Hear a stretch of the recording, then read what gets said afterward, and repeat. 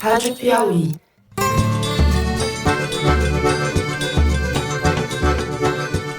Olá, sejam bem-vindos a mais um Foro de Teresina, o podcast de política da revista Piauí. Eu moro em Brasília, estou no dia a dia aqui com o presidente e com a família Bolsonaro. E eu conheço tudo que tramita na família Bolsonaro. Eu, Fernando de Barros e Silva, em minha casa em São Paulo, converso mais uma vez com os meus amigos, também de quarentena. Malu Gaspar no Rio. Fala, Malu. Oi, gente, tudo bem? Ele estava fugindo de alguém? Então eu acho que é uma coisa meio atabalhoada, né? Não faz muito sentido, né? Ninguém está sentindo falta dele no Ministério da Educação, né? José Roberto de Toledo, aqui perto Manontropo, né, Zé? Opa, Toledo. Opa! E Bernardo Esteves, de Minas Gerais, com um fundo aí enigmático. Está numa praia, não sei onde você está, Bernardo. Bom dia. Bom dia, pessoal. Esse fundo é da Ilha Grande, no Rio de Janeiro. Saudade da praia. Lamento a quantidade de mortes que estamos tendo. A questão dos números deixa muita gente em dúvida ainda. Morreu de Covid-19 ou com Covid-19? Muito bem, vamos aos assuntos da semana. A gente abre o programa falando das novas revelações do inquérito que levou à prisão de Fabrício Queiroz na semana passada e como o caso se relaciona com a investigação que apura se o presidente Jair Bolsonaro tentou, de fato, interferir no comando da Polícia Federal. No segundo bloco, nós vamos falar da situação do Ministério da Educação, depois da saída do ministro Abraham Weintraub, e do desmonte que o governo Bolsonaro tem promovido, tanto na educação quanto no meio ambiente. Por fim, no terceiro bloco, a gente fala da pandemia e do novo pico de casos e de mortes por Covid-19 nas principais capitais do país nesses últimos dias. E o que isso diz sobre as políticas de relaxamento da quarentena. É isso, vem com a gente.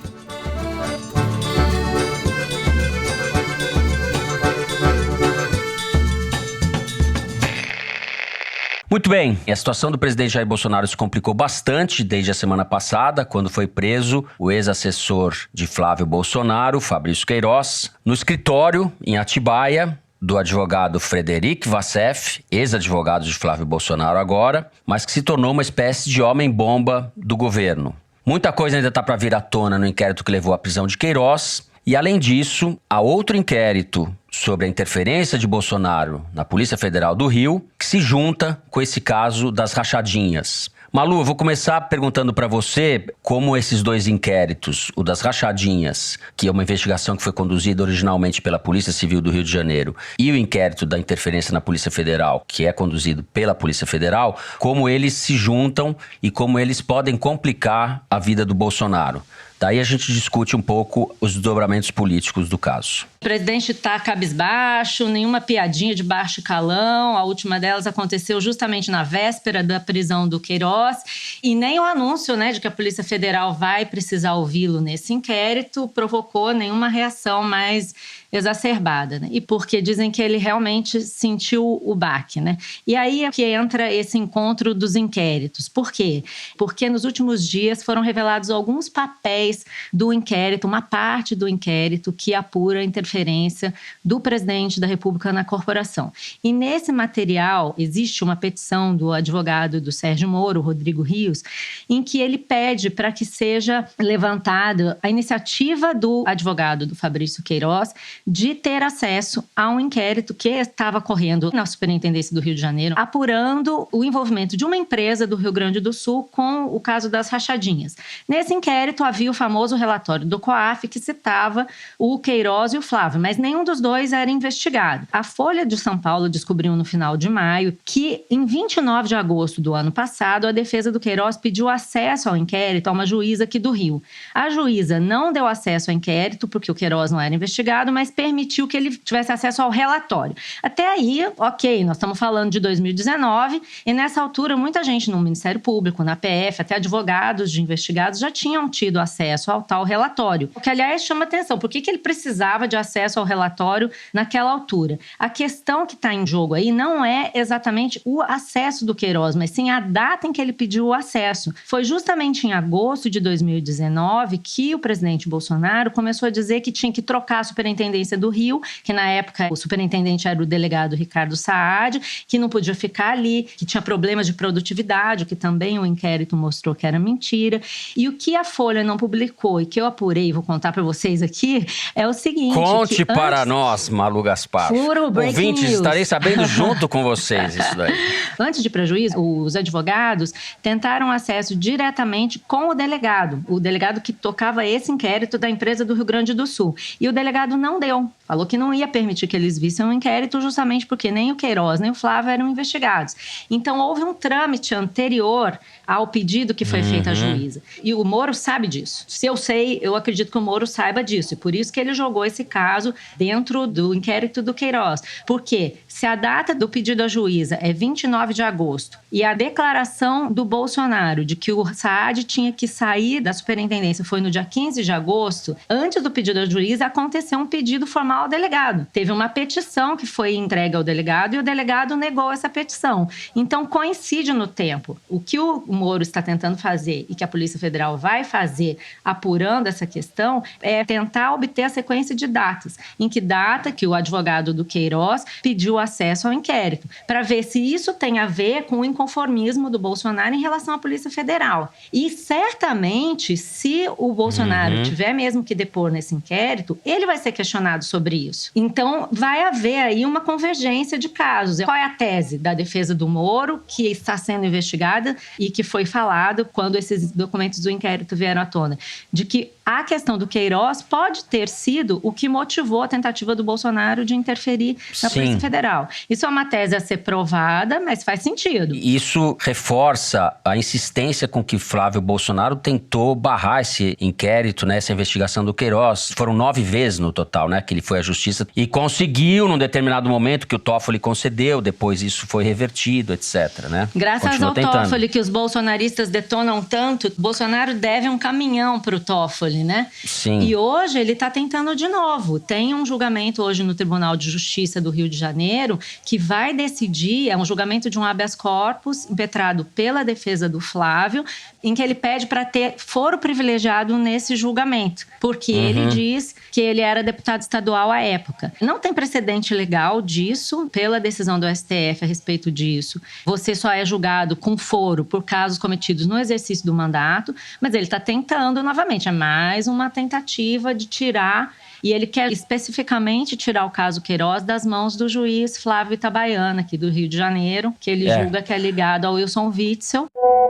Oi, gente, aqui tô eu para atualizar as informações para vocês, porque nessa quinta-feira o Flávio Bolsonaro conseguiu uma vitória no TJ do Rio. O tribunal concedeu habeas corpus, permitiu que ele seja julgado pelo órgão especial, que é para onde são encaminhados os casos de autoridades estaduais com foro privilegiado, mas uma parte do pedido não foi atendida. Os desembargadores não anularam as decisões tomadas pelo juiz Flávio Itabaiana até aqui. Isso significa que o Queiroz continua preso e que a ordem de prisão da mulher dele, a Márcia Aguiar, continua valendo e ela continua sendo uma foragida. As reportagens recentes mostraram que o Queiroz pagava até mensalidade escolar dos filhos do Flávio Bolsonaro com o dinheiro da rachadinha, plano de saúde. Um negócio escandaloso, né? Um negócio, assim, tá documentado. Os indícios, mais do que indícios, provas, são abundantes. Mais do que isso, né? Não é só que ele pagava mensalidade. O Flávio Bolsonaro não tirava dinheiro da conta, né? Esse dinheiro então, exato. Ficou provado que era dinheiro da rachadinha. Ou seja, o dinheiro não era do Flávio, ou é da rachadinha, ou o dinheiro chegou voando, como disse André Sadia a respeito da invasão do Queiroz na casa do Vassef. Aqui em casa não chega dinheiro, não chega Queiroz, não voa nada, ninguém entra pela janela, máximo um gafanhoto. Zé, vamos lá. O que você tem para dizer sobre esse bololô? Bom, tem uma notícia. A mais recente pesquisa do Ideia Big Data, que faz pesquisa toda semana pela internet, mas é uma metodologia que consegue evitar os vieses de seleção típicas desse tipo de pesquisa, mostrou que houve uma queda no ótimo e bom de Bolsonaro na última semana. Uma queda fora da margem de erro, uma queda de 4 pontos. Ele saiu de 29% de ótimo e bom para 25% e coincide com a prisão do Queiroz. Mais do que isso, coincide também que a perda se deu na classe média, classe A, B e C. E só não foi maior porque, ao mesmo tempo, ele melhorou o seu ótimo e bom entre os mais pobres, principalmente do interior. Sei. Porque, vamos lá, ao contrário de todos os outros presidentes brasileiros depois da ditadura, o Bolsonaro fez uma tática completamente particular dele. Ele não tentou agradar todo mundo como todos os outros presidentes. Ele se encastelou e falou: quem está dentro do muro é aliado, quem está fora do muro é inimigo. Colocou um monte de doido na muralha, jogando pedra, óleo fervente e flecha em quem estava do lado de lá da muralha, e falou: bom, vou me encastelar aqui e vou ficar até o final do mandato, entendeu? Se você olha a série históricas das pesquisas de avaliação de todos os presidentes brasileiros depois da ditadura, o gráfico do Bolsonaro é único, não tem nenhum parecido com o dele. Logo depois da posse, ele já cai para um patamar em que ótimo, bom, ruim, péssimo e regular mais ou menos se equivalem, mas para ele é um patamar confortável e ele achou que ia continuar assim até a época da reeleição. Talvez, com sorte, a política do Paulo Guedes daria certo à política econômica, ele conseguiria um sopro lá para o final do mandato e se reelegeria. 2 problemas. O principal deles é que ele é envolvido em um monte de confusão. Então, quem que ele está perdendo agora? Ele está perdendo justamente a classe média que ia para a rua e que foi para a rua desde 2013 e acabou derrubando a Dilma e acabou, de alguma maneira, dando um movimento popular que desagou no Bolsonaro. Essa classe média que se incomoda com corrupção, que indignada, que foi lavajatista, etc. Essa classe média urbana está saindo do Bolsonaro. E o Queiroz foi um degrau a mais em direção à porta, um processo que já tinha sido deflagrado com a saída do Moro do Ministério. Zé, então, eu acho que isso tem, o caso do Queiroz, tem a saída do Moro e tem a condução criminosa da pandemia. Sem dúvida, porque a condução criminosa da pandemia, você tem razão, também afeta pelo seguinte: a essa altura, o Brasil já tem mais mortos por Covid-19 do que a Ásia inteira, do que a África, do que a Oceania. Ou seja, a incompetência do Bolsonaro está se mostrando transcontinental. Cada vez mais gente conhece alguém que morreu. Então eu conheço gente na minha família que não estava ali muito preocupada com a pandemia, aí morre um parente direto, uma pessoa muito próxima. Aí a atitude muda. Então, essa condução baseada em desinformação, baseada em inventar uma bala de prata, tipo cloroquina, essa batalha ele já perdeu. E só vai piorar daqui pra frente, porque mais pessoas, infelizmente, vão morrer, mais gente vai ficar conhecendo alguém que morreu por causa da epidemia e por causa, indiretamente, da falta de política pública do governo Bolsonaro. Então, o Bolsonaro ainda não está num patamar impichável de impopularidade. Se a gente olha para trás, os presidentes que perderam o cargo, Collor e Dilma, tinham uma impopularidade muito maior que a dele, tá certo? Ele tá acima de 20%, esses que perderam o mandato estavam abaixo de 10%. Então, é um processo, mas é um processo que já começou. O caso Queiroz dá, como você gosta de dizer, mais uma torcida no parafuso. E ele vai ficando cada vez mais isolado dentro do seu castelo. A tática também de colocar um monte de maluco lá gritando, né? Tipo os ministros ideológicos que ele montou, também está se provando ineficaz, ineficiente. Então, não é uma coisa que o Bolsonaro vai cair amanhã, não é uma coisa nem a certeza que ele vai cair. Porém, ele está encaminhado para o matadouro. Se ele continuar fazendo o que ele está fazendo, o destino dele não será bom para os bolsonaristas. Ele vai ter que mudar alguma coisa. O que eu acho que vai acabar acontecendo, mas talvez a gente possa explorar esse assunto mais no segundo bloco, é que ele vai ficar escravo de uma política de doar dinheiro para as populações mais pobres, porque justamente ele só não caiu abaixo de 20% até agora por causa dos R$600 que está sendo dado para quem precisa por causa da epidemia. A crise econômica que já está na praça vai se aprofundar muito, né? O FMI refez a projeção dele da queda do PIB brasileiro para a casa dos 9 pontos, né? O Brasil vai ser um dos países mais afetados do mundo, segundo as projeções dos órgãos internacionais, né, Malu? Isso é super importante, a gente vai falar sobre isso no próximo bloco, mas eu queria só aproveitar o tópico para a discussão para falar só de uma outra razão pela qual o presidente não deve estar dormindo direito, que é Fred Wassef, ou Fred Wassef, como se passou a chamar ultimamente, né? Só para lembrar, ele abandonou a defesa do Flávio Bolsonaro no final de semana, depois de uma série de entrevistas desastrosas, em que ele deixou claro que ele não tem uma versão para explicar por que o Queiroz estava na casa dele. O que eu apurei também é que ele não queria deixar a defesa do Flávio Bolsonaro, ele foi forçado a fazer isso, em parte por bolsonaristas que acionaram advogados, amigos dele, que passaram o fim de semana falando para ele sair da defesa, que senão ele ia causar mais problema, e pela ex-mulher dele, a Cristina Bonner, que é uma empresária do setor de computação, que teve alguns contratos aditados e prorrogados nesse governo. Figura antiga de Brasília, conhecida em Brasília, não começou agora, né? É bom dizer. Mas melhorou muito agora no governo Bolsonaro. Melhorou algumas muito. dezenas de milhões de reais a mais nos seus contratos. Ela chegou a faturar R$1 bilhão nos áureos tempos. Ela é investigada por uma operação chamada Caixa de Pandora, que tem a ver com o governo do Distrito Federal. E ela hoje fatura, segundo interlocutores, algo como R$200 milhões. Considerando os valores dos contratos que foram falados agora ultimamente nos jornais, algumas dezenas de milhões, o governo federal é muito importante para ela.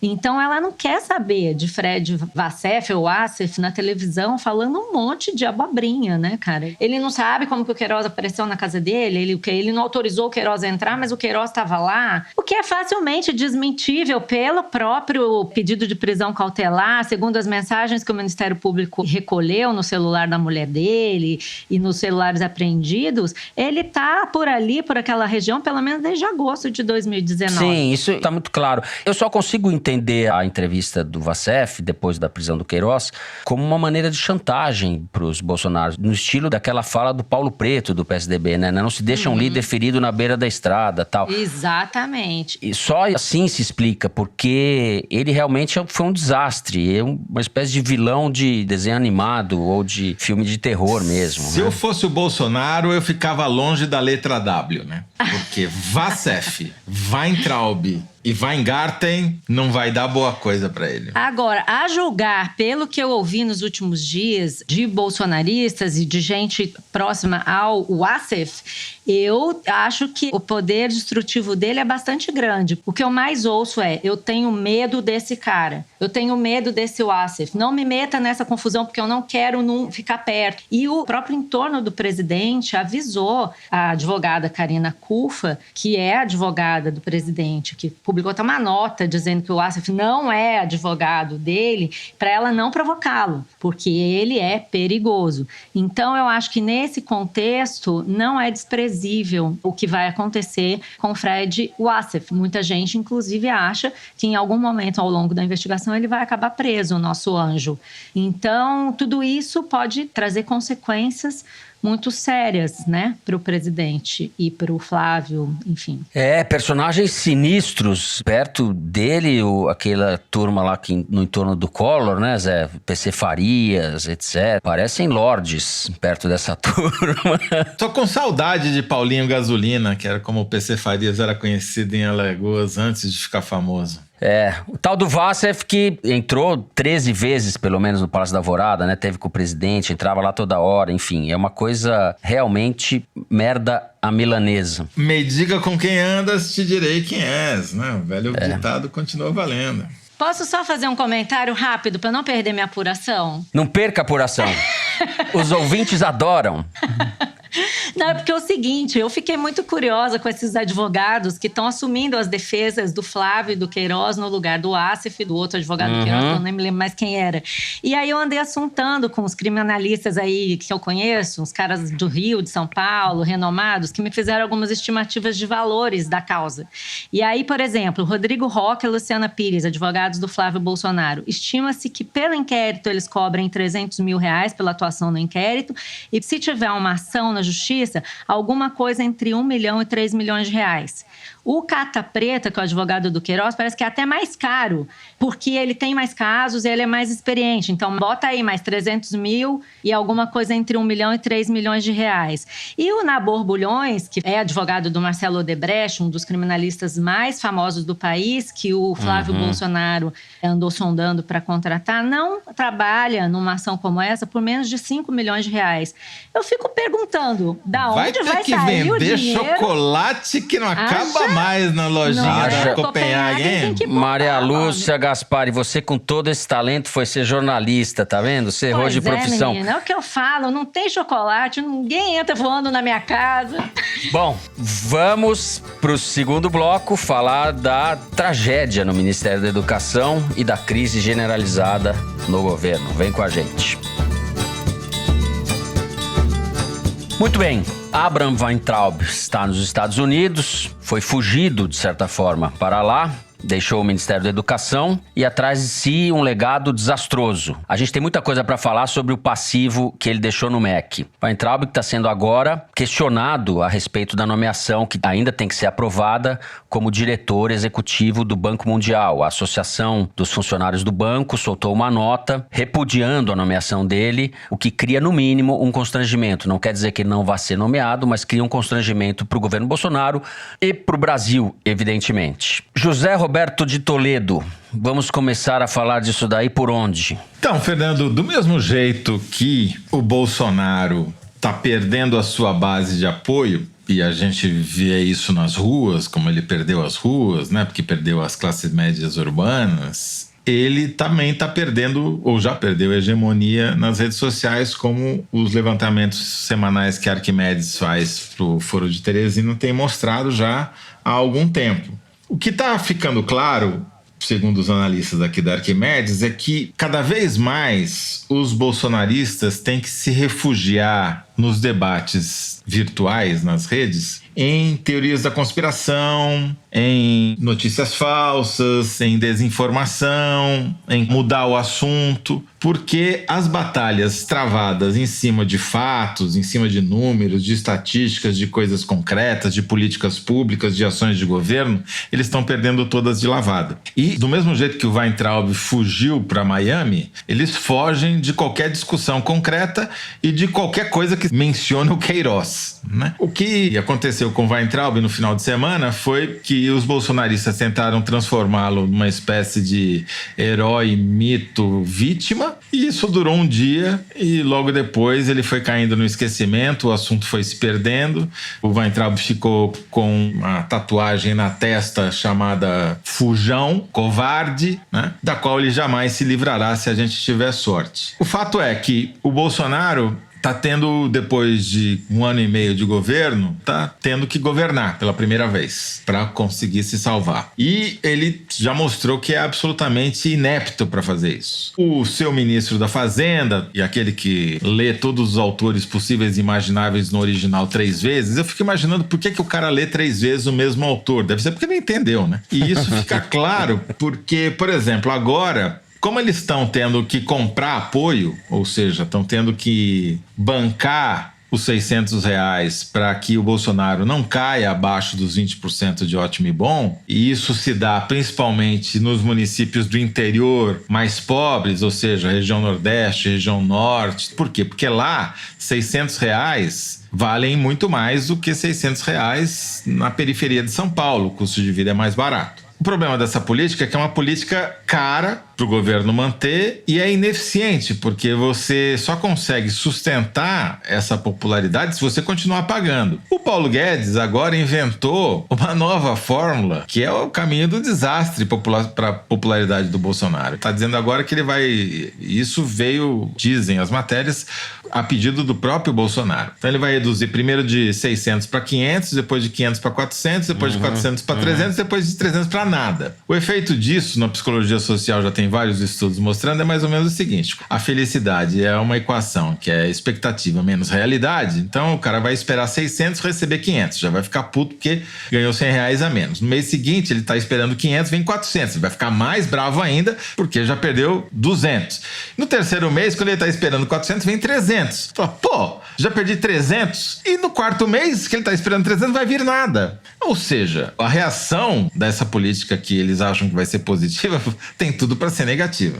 Então, o Bolsonaro está numa equação que é muito difícil de sustentar com um ministro fiscalista como é o Paulo Guedes, que é ou ele gasta ou ele se desgasta. Não tem outra alternativa, porque a tática que ele vinha adotando até agora foi destruída pela pandemia, pelo escândalo do Queiroz, mas principalmente pela sua transatlântica, transoceânica, intercontinental incapacidade de governar. Malu, vamos voltar um pouco para a questão da educação. Eu acho que você tem coisas a nos dizer sobre o espólio, vamos chamar assim, de Weintraub. Sim, eu acho que é bastante importante a gente analisar com detalhe essa questão da educação por várias razões, né? A ação do governo na educação nessa pandemia, ou a inação, é também um caso impressionante, né? Como o governo não conseguiu reagir e coordenar iniciativas quanto à educação na pandemia desde que o coronavírus chegou no Brasil.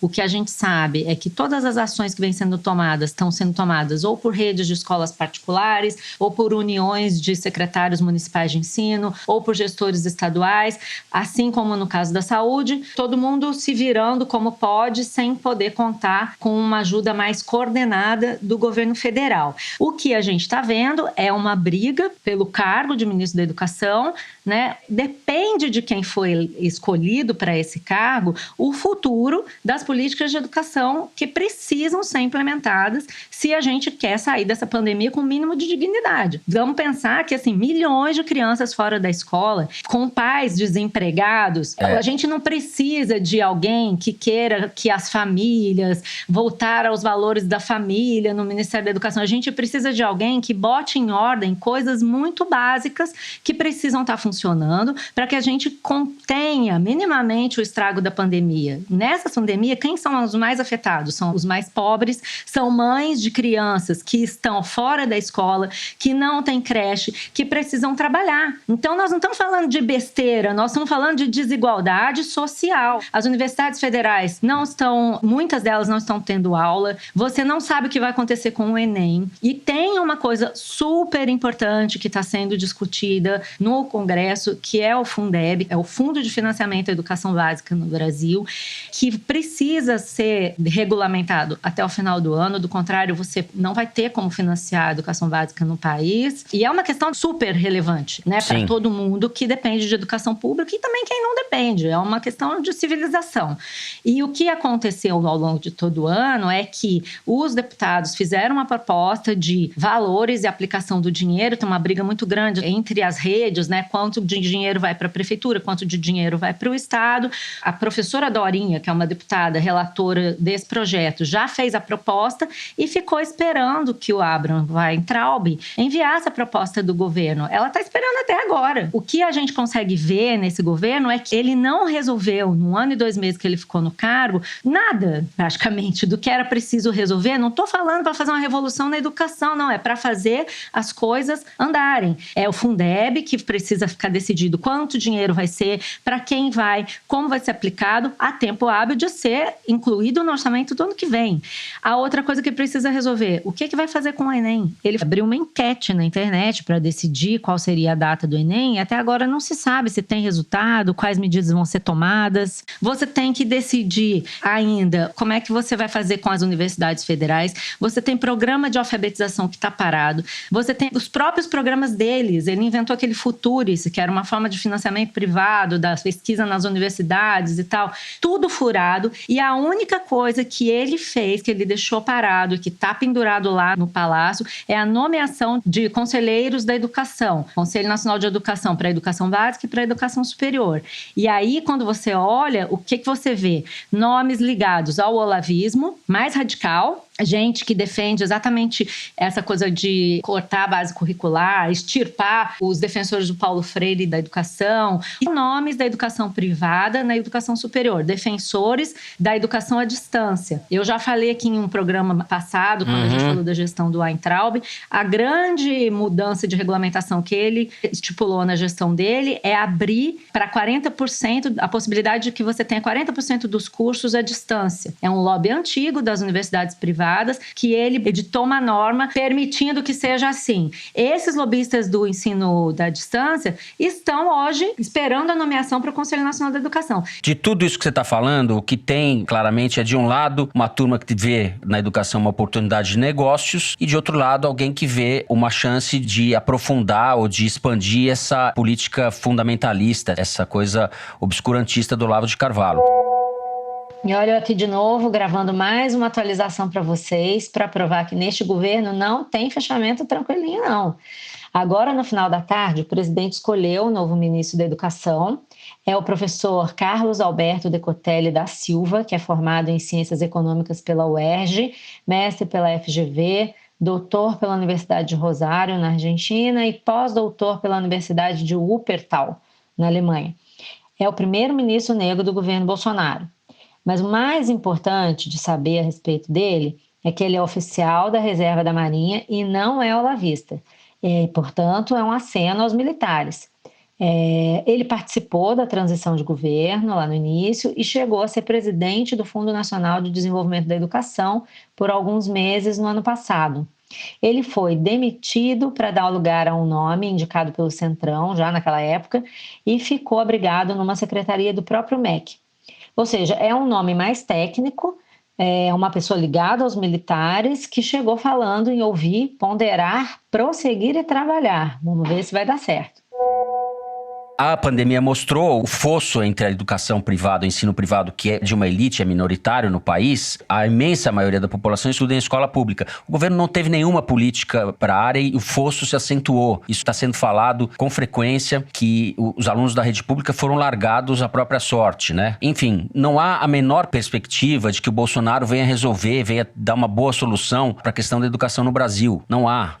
É a ruína, é uma degradação. O Weintraub é o retrato acabado do que o Bolsonaro pensa a respeito da educação. O que eu acho, Fernando, é que do mesmo jeito que o Centrão, que é a política mais antiga, velha e caquética, está tomando conta do governo do ponto de vista da articulação política e verbas, etc., os lobbies empresariais também se apoderam de governos fracos. Você tem razão. Aconteceu, por exemplo, no governo do antecessor, ou seja, no governo Temer, em que o governo muito impopular, muito fragilizado, os lobbies empresariais vão lá e tomam posse. Isso dá uma sobrevida para o governo, porque está lá hoje o presidente da Fiesp puxando o saco do Bolsonaro, então conseguiram fazer um acordão para aprovar uma política de privatização do setor de saneamento, que envolve bilhões de reais em concessões, enfim.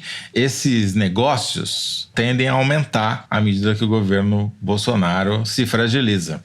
Sim, é o momento dos abutres, de certa forma, de aproveitar as oportunidades de negócio que podem surgir no momento de fragilidade do governo. O problema é isso que você falou antes. A crise econômica vai se aprofundar de maneira dramática no Brasil. A gente está prevendo uma queda, volto a falar, de 9% do produto interno bruto. E não sei quais podem ser as consequências sociais dessa situação, sabe? As pessoas vão passar fome, o desemprego vai ser gigantesco. Tem 28 milhões de pessoas desempregadas, né? Isso não sou eu, não é você. Você está com seu emprego, eu tô com meu emprego, são os mais pobres, né? Bom, com isso a gente fecha o segundo bloco do programa. Vamos agora para o número da semana. O Luigi Maza, nosso diretor, lê pra gente um dado tirado da seção Igualdades, que é publicada no site da Piauí. Fala aí, Luigi. 48 mil, Fernando. Esse é o número da semana. Sabe o que é isso? Isso é a quantidade de armas de fogo que foram registradas no Brasil esse ano. De janeiro a abril, 48 mil. Isso é 3 vezes a média que foi registrada de 2015 a 2019, nesse mesmo período, né? É a maior quantidade de armas que já foi registrada no Brasil desde que esses dados estão disponíveis, ou seja, desde 2009, pelo menos. A maior parte desses registros são de posse, não de porte de arma. Quer dizer, a pessoa que registrou não pode sair andando com a arma na rua, em tese.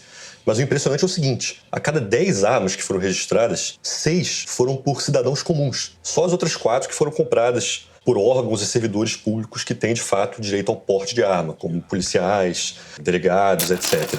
Esse número que você está falando mostra a área, digamos, em que o bolsonarismo está dando certo para a tragédia do Brasil, né? Ele prometeu isso e ele está conseguindo fazer isso. Você está falando das armas que foram vendidas. Eu imagino nas munições que estejam sendo vendidas agora, porque o decreto que ele aprovou não faz muito tempo e que foi motivo de uma das falas dele naquela reunião famigerada de abril, multiplicava por muitos o número de projéteis de balas, né? Sei lá como chama essa porcaria. Faremos uma igualdade sobre isso, Fernando, porque a quantidade de bala em circulação não é... Essa é a milícia civil que o Bolsonaro está criando e que a gente não sabe qual é a extensão dela, nem o que vai resultar dela. O que a gente sabe é que a sociedade está se barbarizando. A gente está indo para uma espécie de selva na rota da anticivilização. E não é uma coisa equânime, não é uma coisa que dá oportunidade de defesa igual para todo mundo. É uma coisa que favorece as regiões ricas do país, porque de cada 100 novas armas registradas por pessoas físicas, 32 estão na região sul, sendo que a região sul responde por menos de 15% da população brasileira, ou seja, proporcionalmente à população é a região que mais se arma e a região mais rica também, né? Ele só pensa nisso, né? Só pensa em arminha, revólver, dar tiro. É a única coisa que esse doente tem na cabeça, essa que é a verdade. A única política que ele tem, a única coisa que ele pensa é isso. Bom, depois desses dados tão promissores e agradáveis a respeito do futuro do Brasil, vamos pro terceiro bloco, falar da situação da pandemia. Vem com a gente. Essa sim tá boa. Muito bem, conforme nós falamos no último programa, o Brasil nem saiu da primeira onda de contaminação do coronavírus, já começou a ter uma segunda leva de casos. Nos últimos dias, várias capitais do país viram a taxa de contágio voltar a crescer, consequência óbvia do relaxamento precoce da quarentena. No Rio de Janeiro, por exemplo, um estudo feito pela UFRJ, Federal do Rio, mostrou que a taxa de contágio cresceu significativamente no meio de junho, passando de moderada para alta. Na região sul, tanto Florianópolis quanto Porto Alegre tiveram um novo pico no número de casos e precisaram fechar novamente o comércio. São Paulo continua batendo recorde de mortes diárias pelo Covid. São mais de 13 mil mortos no estado. É quase a mesma quantidade de pessoas que morreram na Índia, o país inteiro, até agora. E no Brasil como um todo, a gente já tem mais de 53 mil pessoas mortas enquanto estamos gravando o programa. Bernardo, estamos falando de coisas que a gente sabia, infelizmente, que iam acontecer, não é isso? É isso, Fernando. Essa semana não tem boa notícia para os ouvintes. Se a gente chegou a dizer semana passada que havia no ar uma sugestão de uma estabilização do número de casos, de um platô, a constatação, inclusive, dos técnicos do Ministério da Saúde é que não tem platô. O número de casos está aumentando no Brasil. Nessa semana que passou, a média diária de novos casos aumentou 22% em comparação com a semana anterior. E a taxa de contágio, que mede o espalhamento do vírus, também aumentou. Ou seja, a gente ainda não atingiu o pico da curva e a pandemia continua fora de controle no Brasil. Fernando, já faz algum tempo que o Brasil é líder mundial em número de casos, em número de novos casos e de mortes por semana. Globalmente, a gente ainda está atrás dos Estados Unidos em números absolutos, mas a gente vem diminuindo a diferença a cada volta dessa corrida macabra. A gente está no caminho, no percalço dos Estados Unidos, mas a verdade é que eles começaram a reagir como se estivessem acuados pela perseguição brasileira. Nessa quarta-feira, os Estados Unidos atingiram um recorde de número de casos registrados num só dia, desde o começo da pandemia. Foram quase 37 mil casos. No contexto, o Brasil já tem sistematicamente registrado mais de 40 mil casos por dia nos últimos dias. E o que é que esses dois países têm em comum? Para começo de conversa, eles são liderados por presidentes negacionistas que minimizam a gravidade da pandemia, defendem a cloroquina, a gente falou muito disso por aqui. E eles querem também tirar as populações de casa e mandar para a cova, enquanto botam a culpa das mortes nos governadores. O Donald Trump, outro dia, afirmou que os Estados Unidos deviam parar de testar a sua população para não ter um aumento no número de registros. Outro ponto em comum entre os dois países é que os dois vêm registrando recordes de casos enquanto relaxam as medidas de isolamento social. Nesses últimos dias, vocês devem ter visto fotos de praias lotadas na Flórida e no Rio de Janeiro.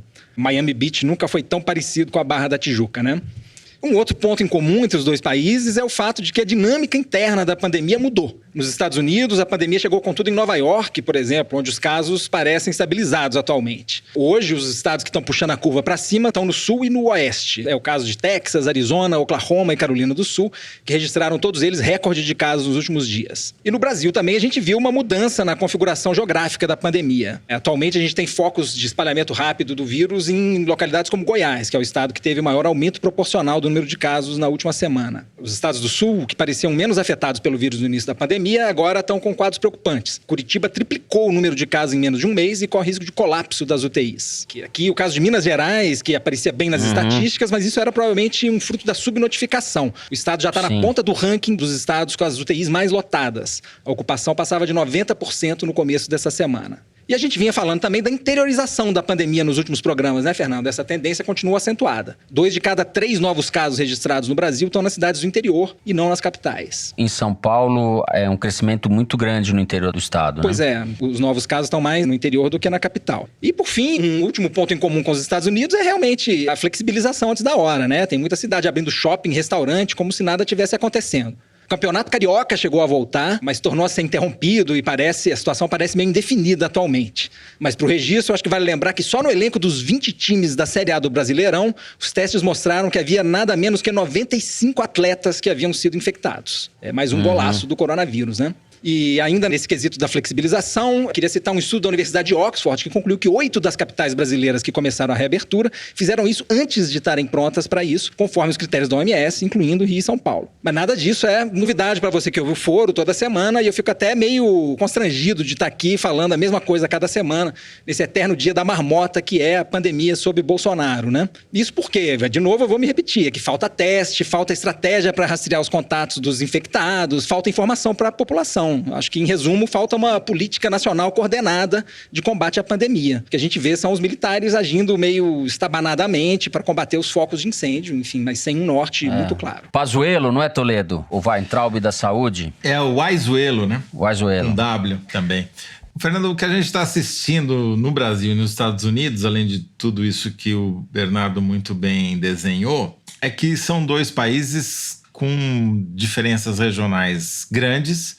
E por isso, os timings, os tempos dos diversos surtos da epidemia ocorrem em tempos diferentes. Quer dizer, primeiro nas cidades que têm hubs internacionais, né? Aeroportos internacionais, São Paulo, Rio de Janeiro, Fortaleza, Recife, Manaus. Aí foi a região norte, que foi a transmissão pelo Rio Amazonas. Agora está chegando nos estados que estavam achando que estavam superando a pandemia, que iam passar que nem super-homem, que ninguém ali era suscetível ao vírus, que é obviamente uma estupidez. Então, chegou na região sul, chegou na região centro-oeste e, infelizmente, vai crescer, porque não tem política pública para evitar. Os caras ficaram negando e agora vão ter que aceitar o inevitável. O problema que eu vejo é que não tem política pública federal, que é o mais grave, porque você não tem uma orientação única de como proceder. Sim. Mas também falta política para os estados. Mesmo o estado de São Paulo, que no começo foi elogiado, falta claramente uma política pública. Ficam que nem barata tonta, abre e fecha. Não tem nada de científico, é tudo marketing, seu Dória também. Por sinal, também omite dado, porque se você pega o dado da Prefeitura de São Paulo, é maior que o dado divulgado pelo governo estadual. Eles vêm com uma explicação, não, porque são sistemas diferentes. Isso é incompetência, o nome disso chama-se incompetência. O que interessa é quantas pessoas estão ficando doentes, quantas estão morrendo. E está aumentando cada vez mais. E quem? Os mais pobres, é óbvio que sempre pagam a conta. Você pega os dados da cidade de São Paulo, a gente já está com mais de 6.400 mortes por Covid e nada, absolutamente nenhuma outra causa de morte matou mais gente do que a Covid na cidade de São Paulo esse ano. É um recorde. Isso acabou de acontecer em junho, mérito das repórteres Camille Lichotti e Emily Almeida, que descobriram, estão fazendo um vídeo muito bacana sobre isso. Procurem no site da Piauí. É impressionante. Você soma todas as mortes por câncer e não chega fica no número de mortes de Covid. Isso sem somar as mortes de suspeita de Covid. Porque se somar as duas, dá mais de 10 mil mortes em menos de 6 meses. São Paulo só perde hoje para Nova York como cidade onde mais gente morreu de Covid. Nova York teve mais de 17 mil mortes. Porém, Nova York foi um pico muito alto, muito rápido e regrediu rapidamente. Hoje está morrendo 1/3 das pessoas que morrem em São Paulo diariamente. Então, infelizmente, se os gestores públicos federais, estaduais e municipais não tomarem vergonha na cara, o que vai acontecer aqui é que nós vamos passar Nova York. São Paulo vai entrar para a história como a cidade que mais matou por Covid-19 nessa pandemia. Malu. Eu acho que tá falado, né, o que tá acontecendo com a gente. Eu só queria chamar a atenção para um relatório que foi votado ontem no TCU, em que os ministros do tribunal discutiram justamente a estratégia do governo federal para o combate à pandemia. E o que ficou claro é que é consenso, né? Não existe estratégia para o governo do Brasil de combate à pandemia. E isso tem resultado nas mortes das quais a gente está falando. O que o ministro escreveu quanto à auditoria dos técnicos do TCU, o ministro Vital do Rego, é que não se identificou diretrizes capazes de estabelecer objetivos a serem perseguidos por todos os entes e atores envolvidos. Ou seja, está documentada a completa falta de coordenação. E o mais triste é que pouco pode ser feito para obrigar o governo de imediato a fazer esse tipo de política, né? Inclusive, os ministros reclamam muito. Tem até um áudio que eu ouvi hoje do ministro Vital do Rego reclamando que não tem um médico com quem se possa falar e tirar dúvidas no Ministério da Saúde sobre as políticas que estão sendo implementadas. Só tem sargento, tenente, cabo. O idiota do ministro não dá nem entrevista, não participa nem de coletiva. É um vexame. E quando ele dá, ele fala que o Nordeste fica no hemisfério norte. Não tem ministro, o cara é interino e não dá entrevista. Isso é crime de responsabilidade do Bolsonaro. Só isso já seria motivo suficiente para que houvesse um processo de impeachment. O que a gente está vendo é um morticínio que poderia ser evitado. O Brasil está matando as pessoas deliberadamente. O governo brasileiro está matando as pessoas deliberadamente. E também os governos estaduais, em vários casos, como disse o Zé, tem muita marketagem. As pessoas se destacaram por contraste em relação ao Bolsonaro no início, mas agora a gente está vendo que tinha muito de marketing também nisso. Então, o que eu achei interessante desse relatório é que muito pouca coisa pode ser feita para obrigar o governo a tomar providências, mas uma das medidas que o TCU sugeriu, e essa sim o governo tem que obedecer, é apresentar um relatório sobre as reuniões, as decisões, as discussões do Comitê de Crise para o coronavírus no Brasil. E isso pode levar justamente a essa, eu não sei se a gente pode chamar de auditoria, verificação, autópsia ou coisa do gênero, para a gente entender quem é responsável pelo quê. Talvez daí possa surgir algum tipo de responsabilização prática desses gestores que estão deixando o Brasil à deriva, né? Só para lembrar, tem uma outra coisa que também está para ser decidida, que é a política do governo em relação à cloroquina. O próprio TCU deu um prazo para o Ministério da Saúde se explicar quanto a essa política, em que se embasou, por que está distribuindo cloroquina na rede pública, por que é tal prioridade. Esse prazo está para vencer essa semana. Então, eu acho que a tendência, embora a coisa seja lenta, é justamente de a gente começar a ver esse tipo de cobrança. Esse relatório é detalhado e nada impede que os políticos de oposição, parlamentares responsáveis, enfim, peçam a responsabilização de quem fez as barbeiragens. Então, eu acho que a coisa é meio lenta, mas eu não acho que é impossível a gente levantar quem tem culpa de quê, quem tomou as decisões desastrosas, e isso vai começar a ser feito, entendeu? Daqui para frente. Infelizmente, não vai resolver nada, não vai poupar a vida de ninguém, mas pelo menos a gente pode entender melhor o que foi feito, né? O descalabro, como é que se deu esse descalabro, né? E a incompetência vai ter um outro aspecto que a gente não vai ver já, mas vai ver daqui a alguns meses, talvez anos. Estava conversando essa semana com o Gil Castelo Branco, que é de uma associação chamada Contas Abertas, que talvez faça um dos melhores trabalhos no Brasil de fiscalização de gasto público. Ele estava me dizendo, são 400 bilhões de reais no orçamento, em tese, para gastar com a pandemia. A grande parte deles em caráter emergencial, portanto, sem licitação, sem os controles normais. Falou, isso dá 16 Copas do Mundo. Se uma Copa do Mundo já deu no que deu em termos de corrupção, imagina o que esses 400 bilhões de reais podem dar. Especialmente porque, como faltou orientação do Ministério da Saúde sobre o que fazer, os prefeitos, os gestores públicos saíram Brasil afora comprando respirador, mesmo quando isso não era a prioridade real. Construindo hospital de campanha quando tinha leito. Exatamente. No caso do Rio, é uma quadrilha lá, né? Uma quadrilha. Os caras estão aproveitando a crise de saúde para roubar. É outro estado que não tem secretário de saúde, né? Não tem. Bom, não tem ministro, né? Pois é. O exemplo vem de cima. Então, o que dá para fazer, que surte efeito, que é fazer o rastreamento de contatos logo no começo da epidemia, para você tentar conter, evitar que se espalhe e manter sob quarentena quem precisa ficar sob quarentena, que é quem está infectado ou quem teve contato com quem se infectou, em vez de você fazer quarentena para todo mundo, quando a situação sai de controle, é o único jeito, é a única medida que você tem, isso daí não dá dinheiro, porque não é licitação. Isso daí é contratação de pessoal, é treinamento, é capacitação, é gestão, entendeu? Agora, comprar respirador é fácil e dá margem para negócio.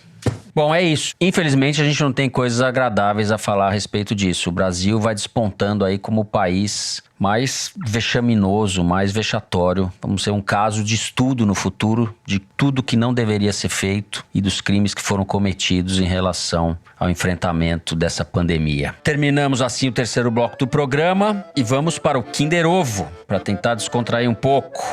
A produção me informa que a Malu acertou os últimos 4. Retomei. Depois de uma quarentena, e que assim, se acertar hoje vai ser a nova pentacampeã. Em vez de pedir música no Fantástico, ela vai ter que cantar uma música. Alguma punição tem que ter essa porcaria. Isso não é Mas punição. aí a punição é pra gente, né? É pra gente, exato. Eu adoro cantar. Você sabe que meu sonho era ser cantora de boate, né? Opa! Sempre foi. Malu, continue aí sendo essa brilhante repórter que você é. Vamos lá, Luíde. Eu falei isso pra ela se distrair, ver se ela esquece. Vamos lá. Eu tô tão pé da vida, porque você faz tudo isso certinho. E por causa de um cara que não vai com a tua cara. Por que ele não vai com a tua cara? Porque você tá chamando atenção demais. A Joyce. E não é na base da ameaça. Não, porque a ameaça é a minha família que sofre. Ô, Tony, eu tô ao vivo, eu já te ligo, tá? E vi vocês com um imenso aparato que vocês têm de segurança, Caroline dizer que vocês estão se sentindo ameaçados. Não me venham com essa história. É a Sara, Giromini. Quem deveria estar sofrendo quebra de sigilo bancário não sou eu, mas pelo menos uns 300 deputados. Eu não tô chorando de tristeza, eu tô chorando de raiva. Porque eu entrei nessa vida política... A Zambelli. Pra poder desmascarar os corruptos, não pra ser confundido com eles. A Zambelli. Carla Zambelli. Mas é uma atriz, não? Mas é uma atriz, pelo amor de Deus. Além de ser uma péssima deputada, é uma atriz de quinta categoria. A voz dela tá diferente quando chora, né? Ô, Tony, peraí que eu já te ligo, que eu tô chorando aqui, peraí. Pastar. Aqui, deputada Carla Zambelli, PSL de São Paulo, fez esse desabafo sentimental no canal do YouTube dela mesma, no último dia 16. Acertei a Carla Zambelli, mas ficou... É porque ela não... arrasou, funcionou sua estratégia diversionista, funcionou. Mas antes eu chamei ela de Joyce Hasselman. E ela nunca vai te perdoar por isso. Nunca vai me perdoar, o que é bom. O que é bom porque a gente também não perdoa ela. Eu achei que era a mulher do Queiroz, em algum áudio do Ministério Público. Essa senhora foi crescendo no bolsonarismo, né? Ela virou representante da tropa de choque, né? Tem todos os méritos pra isso, né? Casou até com um militar, tinha o Moro como padrinho, não é? Olha, lamento então ter acertado. Ilustre deputada Carla Zambelli. Fernando impediu o pentacampeonato da Malu. Sacanagem, Fernando, mas isso é só uma questão de tempo. Eu tô aqui pra atrapalhar a vida da Malu. É ou não é? É o job description. É, job description. Bom, depois desse Kinder Ovo lamurioso e glorioso, vamos para as cartas dos ouvintes. Lembrando que para escrever para o Foro de Teresina, basta deixar um comentário nas redes sociais da Piauí ou mandar e-mail para forodeteresina@revistapiauí.com.br. Aproveitando ainda o gancho do Kinder, eu vou ler aqui a mensagem do Léo Gomes, que tuitou assim: eu tenho 2 certezas na vida. A primeira é a morte. A segunda é que a Malu Gaspar vai acertar o Kinder Ovo da semana. Léo Gomes, fique com a primeira certeza, a morte de fato. Mas coisas estranhas acontecem. Fernando Barros acertou o Kinder Ovo. Até os campeões têm seus dias ruins, vamos lá. Bom, eu tenho aqui uma mensagem Também sobre o Kinder Ovo, Luiz Felipe Rodrigo Gambardella, que ouve a gente em Mogi Guaçu, em São Paulo, mandou assim por e-mail. Queria dizer que berrei quando a direção mandou um Kinder Ovo para as gays. Ao contrário do que o Fernando comentou, a Narcisa é um grande ícone da cultura inútil carioca, eu também acho. E merece um status de merda milanesa premium, pelas pérolas que ela fala. Grande beijo. Claro, a Narcisa é um clássico. Luiz Felipe Rodrigues Gambardella. Gambardella, que eu acho que é o nome do ator daquele filme italiano A Grande Beleza. O cara faz o jornalista justamente nesse registro aí de vamos aproveitar a vida. Merda milanesa. Então, o mundo acabou, eu vou morrer daqui a pouco, vamos aproveitar a vida. Tá bom. E antes de passar a palavra pro próximo, eu queria registrar um desaforo que eu recebi do Marcos Prado, não só do Marcos Prado, alguns outros ouvintes também escreveram, porque no último programa eu disse que o Queiroz, quando ele era policial, trabalhou num batalhão que era conhecido por matar bandidos. Aí o Marcos observou, com razão, que a gente não tem como saber se eram criminosos, ainda mais se tratando da polícia do Rio, e que esse tipo de expressão acaba reforçando preconceitos. Tá certíssimo, inclusive em outros programas a gente já discutiu isso muito, estamos cansados de saber que a polícia mata indiscriminadamente e isso é um grande problema aqui no Rio de Janeiro. Foi uma frase mal colocada, obviamente que eu não penso isso. Bom, o Luigi Maza mandou eu ler aqui uma mensagem que eu já tinha separado para ler. Foi a Bruna Jatobá que mandou. Ela marcou a gente no Twitter e disse o seguinte: acho incrível como o Foro de Teresina conseguiu juntar uma galera do Brasil inteiro no Zap que conversa todo dia há mais de um ano. Uma galera que bebe junto e que agora vê um dos seus amigos se tornar pai. Obrigada por serem a liga desse grupo e, por favor, mandem um salve pro João, o mais novo bebê javaporquista do Brasil.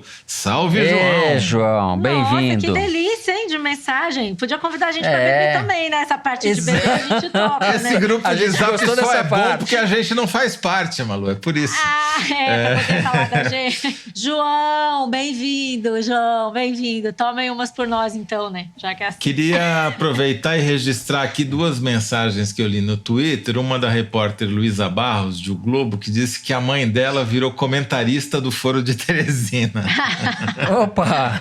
É uma nova profissão. Meu Deus. Gostei dessa. E o outro é do Marco Gonçalves, também no Twitter, dizendo que colocou no Tinder alguém para disputar o Kinder Ovo do Foro de Teresina com a Malu Gaspar. Temos que conhecê-lo. Ele disse que deu like, mas não deu match. O pessoal se precipita. Falando em Tinder, eu também encomendo aqui que eu tava esquecendo.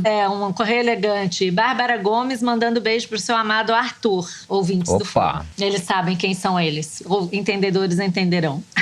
Fernando, e um recado aqui pra você do usuário do Twitter que assina como Opinioso. Ele escreveu o seguinte: estou ouvindo o Foro de Teresina da semana passada e rindo do fato de que o Fernando Barros lê Marx, Adorno, Hegel, faz citação de cabeça, lembra o dia do aniversário do Chico Buarque e aí na hora de definir o pessoal do Ministério da Saúde diz apenas, essa gente é louca. Fica aí a provocação, Fernando.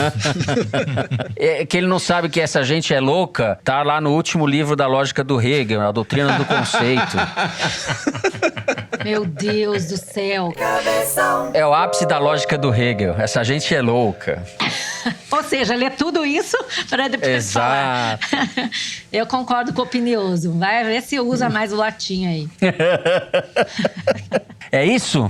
Muito bem, o programa dessa semana vai ficando por aqui. Eu vou terminar com uma frase do ouvinte César Paes, que mandou pra gente e é adequada ao momento. E conhecereis a verdade e a verdade vos encarcerará. Queiroz. É Queiroz. É o profeta Queiroz. 18.6, que é o dia que ele foi preso. Muito bem. O Foro de Teresina é uma produção da Rádio Novelo para a revista Piauí, com a coordenação geral da Paula Scarpim. O nosso diretor é o Luigi Maza. As nossas produtoras são a Mari Faria e a Luísa Ferraz. O apoio de produção aqui em São Paulo é do Vitor Hugo Brandalize e da Clara Helstab. A Mari Faria edita o vídeo do Foro Privilegiado, o teaser que a gente publica nas redes sociais da Piauí e no YouTube. A edição do programa é da Evelyn Argenta e do Thiago Picado. A finalização e a mixagem são do João Jabassi, que também interpreta a nossa melodia tema, composta por Vânia Salles e Beto Boreno. A nossa coordenação digital é feita pela Kelly Moraes e pela Yasmin Santos. O Foro de Teresina é gravado nas nossas casas, com o apoio do Estúdio Rastro, do Dani Di e da Som de Cena, do Gustavo Zisman. Eu, Fernando de Barros e Silva, me despeço dos meus amigos. José Roberto de Toledo.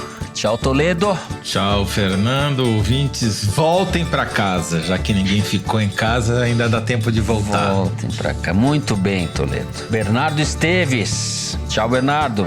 Um abraço pra vocês. Enquanto vocês voltam pra casa, ouçam também A Terra é Redonda. Isso aí. E Malu Gaspar. Tchau, Malu. Tchau, galera. Se cuidem. É isso, gente. Fiquem em casa. Até a semana que vem.